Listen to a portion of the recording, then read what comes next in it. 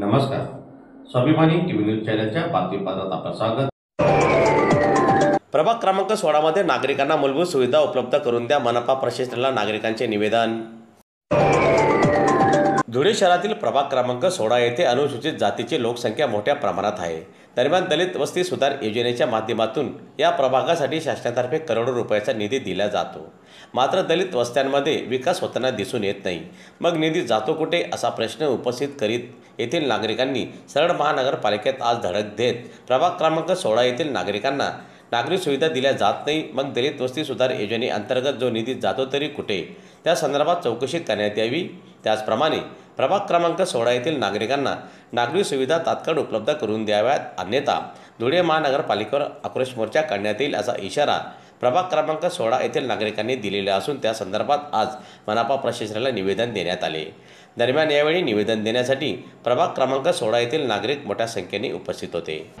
माझं नाव शुभम देवदास वानखेडे आहे. मी राहणार नूतन पंचशील कॉलनी, साखर रोड, धुळे. आमचा एक विषय असा होता वार्ड क्रमांक 16 बद्दल.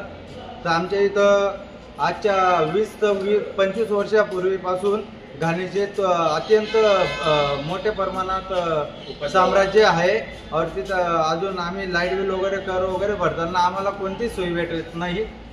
आमच्या नाल्या नाही आहेत, लाईट नाही आहेत रोडावरती, सफाई कर्मचारी येत नाही.